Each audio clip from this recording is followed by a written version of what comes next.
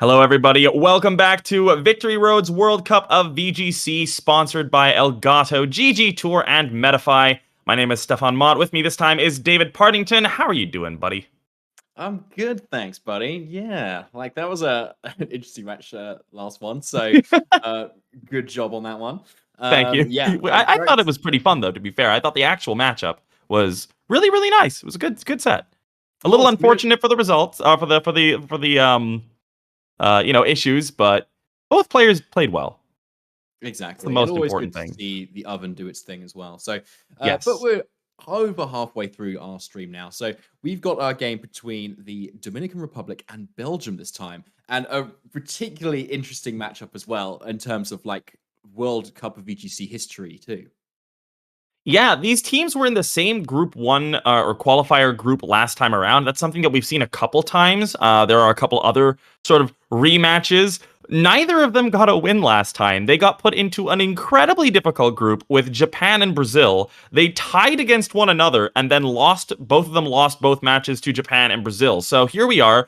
They've got another opportunity. And both of them, unfortunately, lost their week 1 matches. So both teams still desperately looking for their first World Cup win over the last couple of years.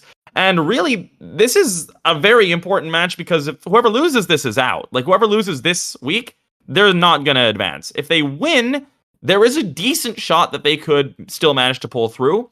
Peru is, of course, one of the teams in this group that's very, very scary.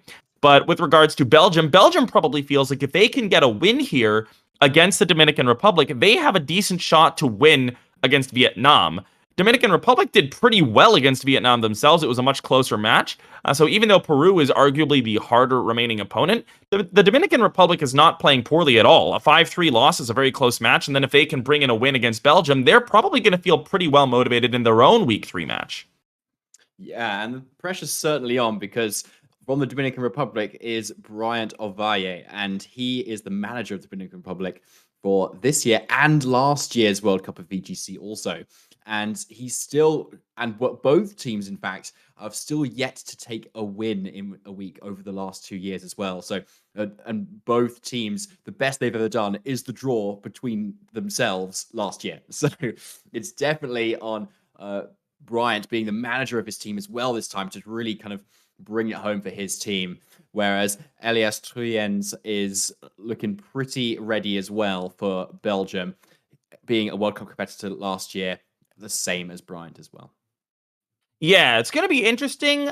Bryant did play last week. He was not able to get the win. He lost 2-1. Elias did not play last week. So both of these players still looking for their first individual wins this year as well.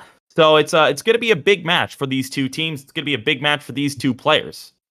Yeah, and Bryant brought a similar team to Elias's last time, actually. So he used a Calyrex Shadow Groudon team with the Venusaur, the Feeny, the Thunderous, and the Incineroar. So a little bit similar to what then Elias is actually bringing today. So Bryant's obviously switched up a bit, going for a little bit of a standard Sun team that we've seen here, but with a little Regieleki there as well, maybe over what might be a Grimmsnarl in some scenarios. But the Lunadon is something that has been doing particularly well over the last few weeks, and then shoved with a Porygon 2 on there as well, which is kind of Giulio Talo, I believe, has been using quite a lot of at some of his recent events. This is going to be a really interesting match. I think it's going to be very positionally oriented. You know, both of these teams are not exactly hyper offense, big fire off tons of really strong moves and try to remove the opponents as quickly as possible. Now, of course, the Sun team does have a mode, like the Pseudo Rinia has a mode with that Charizard to do that. But both of these teams look like fundamentally positional teams, especially with regards to Bryant. He's going to be looking to position in such a way that allows him to start firing really hard, but not necessarily going for that right off the bat. Yeah, so Bryant leads with his Regieleki and his Charizard, which I think allows him a lot of options here, because you've got that Electro Web and Regieleki, you can boost the speed of your Charizard and theoretically and get off maybe some Airstreams. You've got the option to switch the Regieleki back into the Groudon and give your Charizard the boost instead. You also have the option of saying, we don't even know the set of this Regieleki, go for the Dynamax, could be that Life Orb 2, prevent maybe the Sleep Powder from the Venusaur coming out, and then maybe Charizard switches out into the Incineroar saying to be able to fake out next turn. So Bryant's got himself a lot of options here. But Elias leading Sleep Powder is very offensive at the moment. And if it is that max speed Venusaur in the sun, it's going to be outspeeding that Regieleki with that, if it is that timid with that max speed. So in comes the sun now. Venusaur's going to get pretty fast. Let's see if it is indeed faster. There's going to be a Dynamax coming up from Bryant. Now, because you have that Trick Room mode with the Lunala, some players with Lunadon will opt to run a slower Venusaur, one that's just fast enough to outspeed the Calyrex Shadow Rider in Sun, but not the Regieleki. So we'll have to see what exactly the speed tier is here, but with the Charizard maxing and not the Regieleki, I don't really know if the Eleki can do much of anything to prevent the Venusaur from firing this Sleep Powder off. So Regieleki goes for the Protect, so obviously fearing a particularly fast Venusaur, but it's not into the Regieleki at all. Sleep Powder goes straight to the Charizard, and it completely takes a nap. No Lumberry to speak of either, so that is a Dynamax Charizard taking a nap for its first turn, so nothing coming out of Bryant this turn. And Elias gets his Groudon in pretty safely too, so Charizard can wake up next turn, but there's no guarantee, and chances are it's going to stay asleep another turn. Yeah, really, really rough turn one there by Bryant. Opting for a very, very safe play with the Regieleki, although to be fair, I don't really know what the Regieleki could have done to stop that at point. So, Charizard with no Lumberry. We'll see what it tries to go for this time. We'll see if it actually manages to wake on up. Venusaur is confirmed to be faster than Regieleki. This is some very, very good information for Bryant to have. That means the Venusaur is essentially guaranteed to be max speed. It needs to be very, very close to max speed Timid in order to actually outspeed the Regieleki. But Stone Edge is going to come in, remove the Charizard, no Chardy Berry either, looking likely to be something like a Life Orb as that held item, but Bryant is in a world of trouble in this game number one.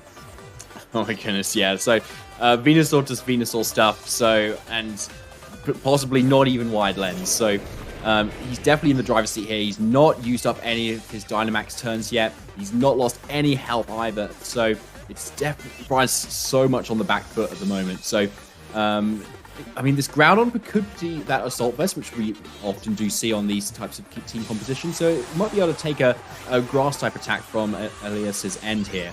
However, Elias does have the Dynamax option, and as we do see, he is using it, and it is that Venusaur too. So what might have been an inaccurate Leaf Storm or a Frenzy Plant is now 100% accurate and doing a lot more damage too. Yeah, the other big thing, of course, is that this G-Max Vine Lash is going to allow a little bit of residual damage, which should allow a potential sashed Regieleki to go down after the Precipice Blades plus the residual damage. But we do see the Wake Up coming in from the Regieleki, so at least it gets a big Electro Web into the Venusaur, which is actually quite major, because that will mean that the Zacian in the back may well be able to outspeed it now. Regieleki dodges the Precipice Blades. Okay, all of a sudden, Bryant is not dead anymore. He's still not in a great position, but with the Zacian in the back, presumably, there might be a way out for him here. Yeah, especially if this Zacian is particularly quick as well, because if you're speedy enough on your Zacian, you can outspeed a Venusaur in the sun at -1, which is then at -1 speed thanks to this Electro Web. So it's still, the ball is still in Bryant's court somewhat, because if you can then take down the Venusaur and Regieleki can dodge another Precipice Blade, so you're kind of maybe still in this, because you have to use your Zacian to take out this Groudon, unless you've got something like a very strong Hyper Beam on Regieleki to be able to actually hit this Groudon at all. But as we can see, actually, Elias is like retreating his Venusaur, actually. I do like this. I do like this. At this point, Bryant's only way out of this is to dodge just an unreasonable amount of Precipice Blades. So, you know, switching in the Incineroar, getting the Intimidates, really just making sure that the Groudon has as many opportunities as possible to fire off the Precipice Blades, any one of which will probably end the game. So, you know, he's just playing around, his only loss condition essentially being excessive misses. The Behemoth Blade's going to be going on into the Groudon here. I think that's definitely the right call. And now we get to find out, are we going to see a double miss? Is there maybe something? Nope, it's going to be able to double connect there. That should pick up the Regieleki. And the Zacian is going to get very, very close to 0 after the Vine Lash. And really, one more turn is just the end of the game. There is nothing the Zacian can do at this point to survive the following turns of Vine Lash damage. Yeah, there's no spread move like Christmas plays that Zashin's going to be able to pull out here. So it's definitely looking like game 2 after this match, after this turn. So Elias looks like he's going to be able to take this match. However, both players have been able to get a decent amount of information. So we've seen the speed interactions, as we said. We've seen the fast Venusaur, or potentially if Elias does actually have to slow a Venusaur, seeing him outspeed, it could have been a slower Regieleki, for instance. Probably more unlikely there, because you probably want the focus Sash max speed, but potentially like a modest Regieleki, we do sometimes see just for that extra bit of power boost. But a convincing win for Belgium in this first game. Yeah, that was a really, really well played game there by Elias. Elias going for, it's always a little bit YOLO to click Sleep Powder with Venusaur, but that's what it's there for. You're gonna get what you want 75% of the time. That's a pretty good bet, especially when you're looking down at a Charizard Gigantamax on the other side. Charizard teams, especially when they Dynamax the Charizard turn 1 like that, the game plan generally is centered around that Charizard getting the damage that it needs to do. So if you manage to put that to sleep right away, then all of a sudden the entire game plan that the opponent has just ceases to exist. And we saw that in that game. Elias just managed to just completely snowball off that turn 1 Sleep Powder and take it very, very convincingly. I'm actually kind of surprised Bryant kind of went with his Regieleki in that game, because looking at Elias's team, like it's pretty slow, and you've got a Groudon and then potential Wide Guard on the Lunala. So like I don't feel like there's a lot of like usage for it here. Potentially trying to go with the Electro Web on the Thundurus and then picking it off, say, with the Charizard or the Groudon in the back, maybe. But I feel like that's probably the slot that we could probably see switched up here. But we're getting straight into this game 2. Dominican Republic versus Belgium. Belgium 1 game up versus the Dominican Republic. And we see Regieleki Zacian coming out from Bryant's end. And from Elias, it's the Incineroar and the Thundurus. So a big switch up here, Stefan. Yeah, I mean, the switch up is not the Regieleki like we kind of expected it to be, but I think once again, this is a pretty solid lead here by Elias, a completely different lead to what we saw last time around.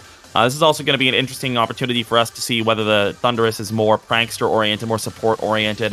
Nope, in this case, it's going to be a pretty offensive set there, definitely with that Defiant ability. But this is going to be an interesting turn number 1. Bryant there's not really that much threatening him, right? Elias's Mons can't do too much to him offensively, which will allow him to switch out this Zacian, which will, reset the Intimidate and all that fun stuff. Groudon switching on in here, not going to be affected by any such Intimidate, and we'll see just what the Regieleki goes for, opting just to protect. A very passive turn number 1, David.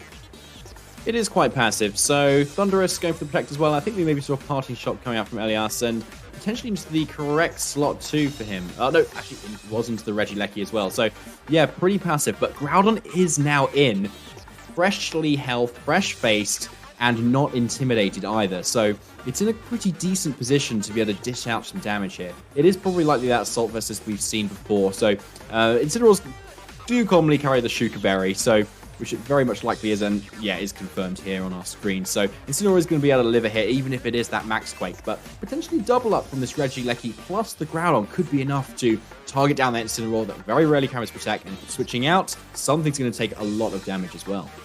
This is a really interesting turn as well. We do already see the Incineroar is planned to switch out, but Brian has to consider the possibility of a Max Airstream plus Parting Shot, because that generally does allow the Incineroar to outspeed the Groudon, and then at that point you are looking at a pseudo-intimidated Groudon. So something that Bryant needs to consider, even though we know that's not what's going on. The Volt Switch comes out from the Regieleki. That's going to claim quite a lot of damage there on that Thundurus, and well, that's all of a sudden, the Thundurus is not a very viable max target anymore. Not really, no. I mean, after a max Airstream, I suppose it's outspeeding things, but yeah, there's still that Zacian that's in the back there. So, and it can come in and then just KO this Zacian, in this Thundurus, because Behemoth Blade is pretty much two-shot on it, every single Thundurus out there. Elias does have his Incineroar in the back, which could make some use of it, but we do see the Defiant Activate on this Thundurus, and it's actually going for the fly here, so it's able to dodge the rock move coming out from Bryant here, so great play by Elias. And especially to switch in that resist in that Groudon too. So now we're going to this next turn. Obviously, Thundurus knows what it's doing this turn. And it's just a bit of a switching game at the moment. No one's committing to that Dynamax yet. No one's committing to going for that attack, because Incineroar at the moment is just a great switch in every single time. This is kind of what I was expecting to see in game number 1 when I mentioned that it was going to be a lot of positional play, and we're seeing that a lot more here. But overall, I feel like Bryant is doing a pretty solid job with his positioning. You know, we know that there was a Defiant boost on the Thunderous, sure, but that is going to go down to Rock Slide as long as it connects. Big damage onto the opposing Groudon, though, so still taking quite a lot of damage with it. But this is going to be quite a lot of damage itself. The Thunderous falls, the Incineroar takes some amount of damage. It's not a ton from a super effective move, but still dealing some damage to that Incineroar. And, you know, potentially what might come into play later is that Incineroar is now in intimidated Sacred Sword range. So, you know, if it did switch into a Zacian later on, a good read on that could be a major sticking point later in this game. But the Venusaur comes on in now. The sun is still up, and I think we may well finally see a Dynamax coming out this turn. I think so. So Elias has a pretty obvious play up his sleeve here. You can just fake out Bryant's Incineroar and then Grass move into the Groudon for a knockout. So it's kind of on Bryant as to whether he wants to read this turn or maybe he wants to switch out into his Zacian here.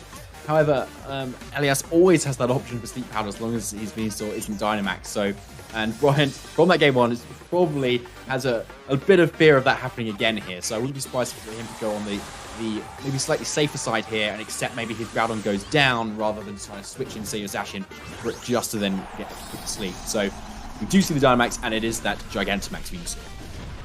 Yeah, this is going to be a very, very difficult turn. I think Elias played really, really well. I think he definitely understood that Thunderous was going to go down. By clicking Fly, he essentially said, I'm going to take some damage with it, but I'm going to sacrifice this Thunderous, and that allowed him to get this Venusaur out that pins Bryant so unfortunately, because yeah, you can switch the Groudon out. Regieleki is also just going to go down to this plus the residual. If there's something like a Gastrodon in the back, that's obviously going to go down. And even if it's something like a Zacian, that's a lot of damage going into the Zacian that you don't necessarily want to be taking, especially when you know that there's the possibility for something like a Flare Blitz coming out from that Incineroar as well. So really, Bryant stuck between a rock and a hard place there that turn. Had to take the L on that Groudon, and we're going to have to see how he sort of gets out of this, because he does still have his own Dynamax. He does, so... And Sun being up, though, for both these players is obviously part of the point of their team. But Brian hasn't brought his Charizard here, so it's not making the most of that Sun. But Elias is certainly making the most of it on his Venusaur. And as we saw from Game 1, this Venusaur does outspeed this Regieleki once it's in the sun. And is likely to be able to KO this Regieleki, probably through its Sash as well, thanks to the Bylash already being up here. But Brian is this time going on the Dynamax for his end. Having just brought in the Regieleki as well, we could see that, but I wouldn't be surprised to see, yeah, the Incineroar actually going for the Dynamax here. Getting that double HP boost from where it's at now should be able to make it live any sort of max Quake shenanigans from Venusaur. And boosting up that max Flare, it may even be enough to KO this Venusaur.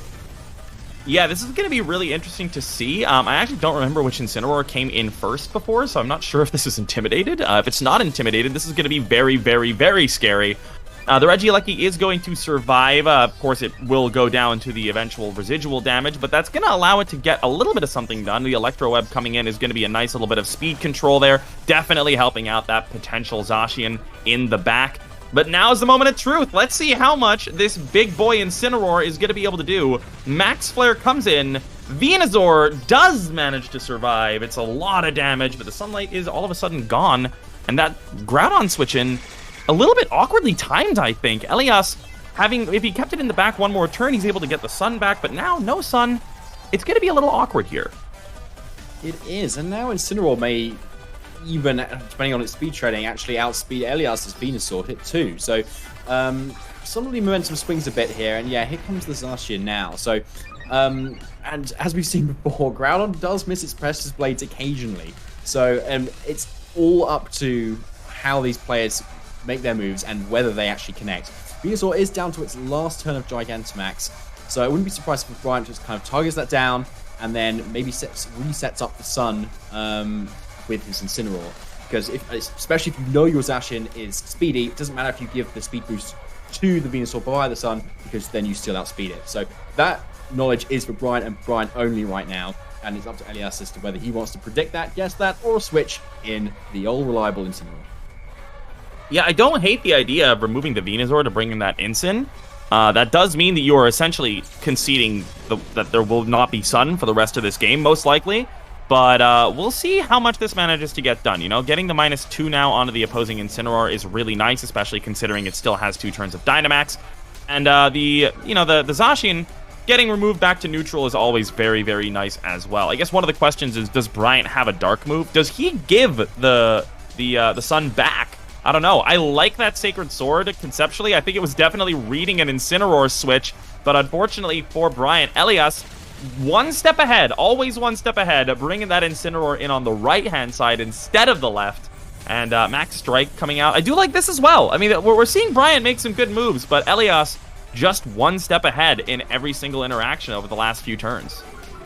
Unfortunately, yeah, and Vinelash still being up as well. Zacian is definitely in range of that, so it's going straight down, and I believe I think the Incineroar maybe has one more turn of Dynamax, but it's only hitting like single target moves right now, and we know the Venusaur has Earth Power in the back, so it's still got another option to be able to deal with Incineroar once it comes back in after Incineroar has gone into Babby form and be able to knock it out because the Shuka Berry has also been used up here. So unless Bryant has a particularly speedy Incineroar here and maybe crits the Max Flare into the Groudon, which we may see here, but no. Maybe trying to catch the switch there into the Incineroar, setting up the Sun once again, and it's now on Elias to be able to do the rest of this damage.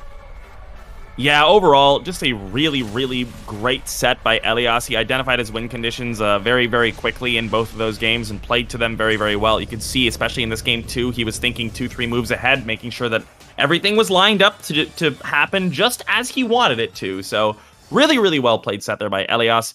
And that's going to very much help Belgium in their quest for their first World Cup win this season. It's going to be an important match for them, of course, as we've said. I believe that turns it to a 2-1 standing now in that match. So Belgium putting themselves just a little bit ahead. We'll see if they're able to make it happen or if the Dominicans will force them back to a 2-2 in the next match. And, you know, we'll see if they manage to get that win or if they trade points once again. We will. And it was an excellently played match too. Like the Venusaur control at the start was really cool.